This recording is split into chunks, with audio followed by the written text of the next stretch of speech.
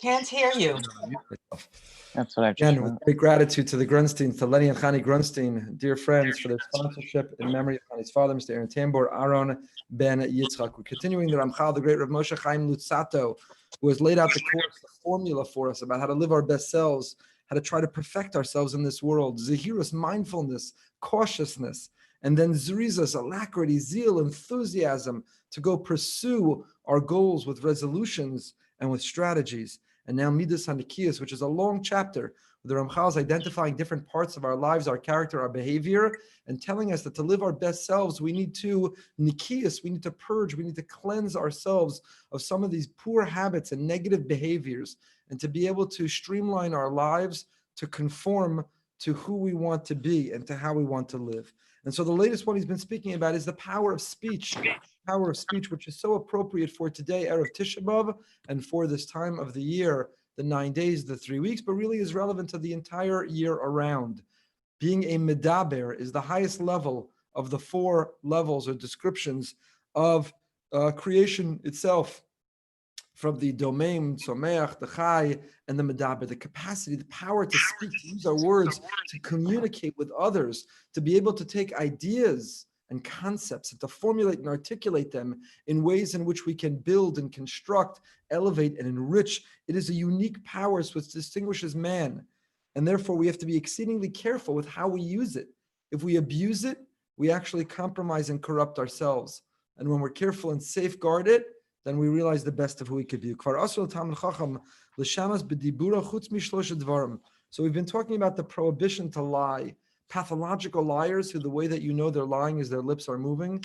You have the occasional liars who sometimes exaggerate. They mix in some untruths with that which they're saying. And then you have the people who are sporadic liars. They lie to cover themselves. They lie in order to defend themselves, all of which are wrong. And we categorically reject, but 3 different levels and layers of what needs to be worked on. The signature, the stamp of the Holy One, his signature, his emblem, his logo is truth.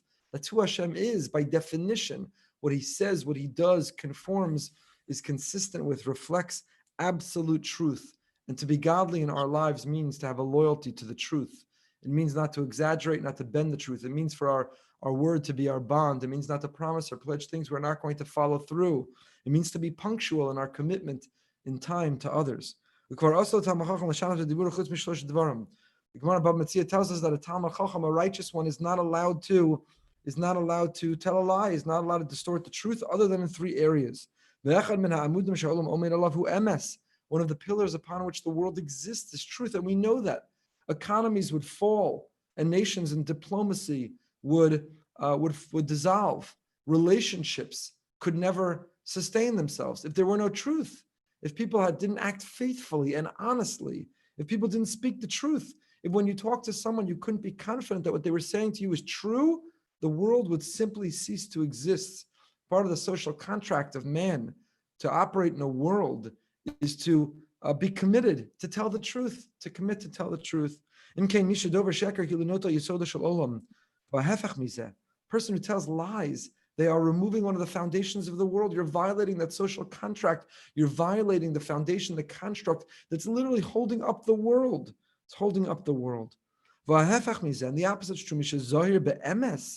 The person who cannot tell a lie, the person who has this unyielding faithfulness to truth, they're holding up the whole world.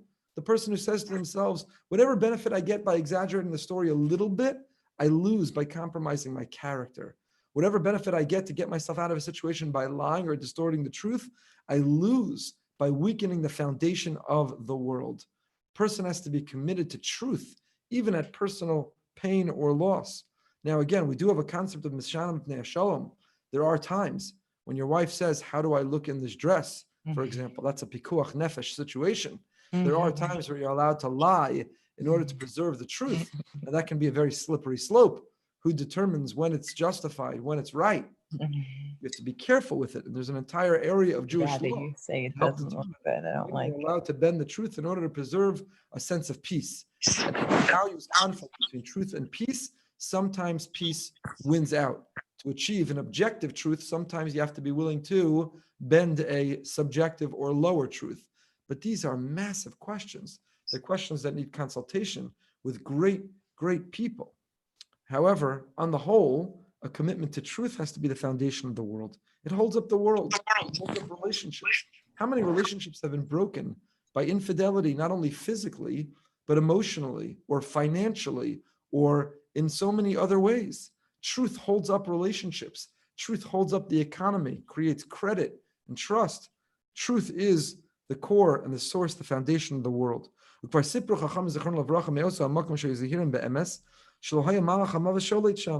That in a place, a community, a society that is absolutely committed to truth, the Malach HaMavis cannot operate there.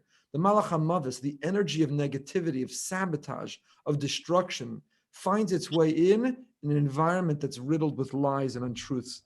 And the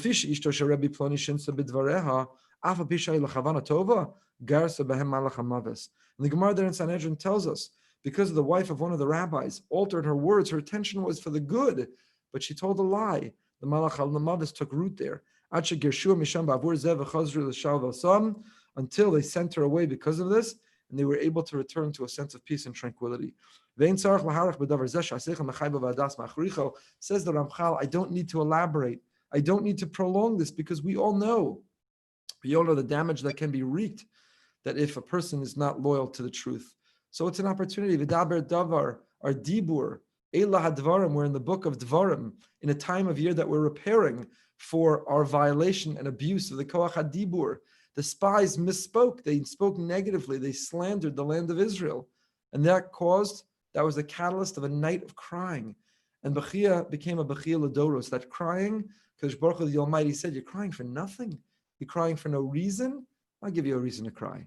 And we've been crying for the generations ever since. Sinas Chinam, the core root of why the Batei Mikdash was destroyed, is because of baseless hatred. Because we used our words to slander, disparage, judge, criticize, marginalize.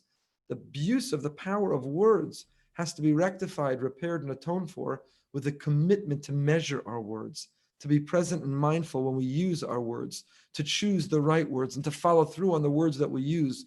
And that's why the Ramchal here, when he describes this midah of Nikius, you want to cleanse yourself, you want to perfect yourself, you want to live your most whole and complete life possible, then it includes an acute awareness of the words we're saying, the words we use, how we choose them, how we react to others. The power of words is how we perfect ourselves. And with that, the Ramchal moves on now to the next character trait that we need to achieve Nikias. Anfei Chilul Hashem, Gamheim Rabim Gedolim. He moves on to the world of Chilul Hashem, to desecrate Hashem's name, to act or behave in a way which pushes people further from Hashem, doesn't draw them closer. You know, when you double park or don't hold the door, don't say please and thank you, when you're not honest in business, when you have no integrity or ethics, when you wear a yarmulke or you have a religious look and you're rude and discourteous, you have set back the agenda of the Almighty.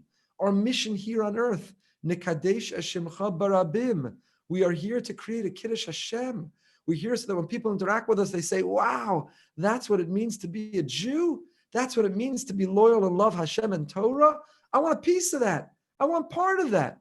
We're here to be Marbek Kvod Shamayim, to bring Hashem down to earth, for people to draw close, to see Him, and to be attracted to His values, to that lifestyle. When we do the opposite, we've made a chalal, a chilul, as a vacuum, as a hole. We made a hole where Hashem doesn't reside, and it's filled instead with hate and venom. Person has to be careful. Our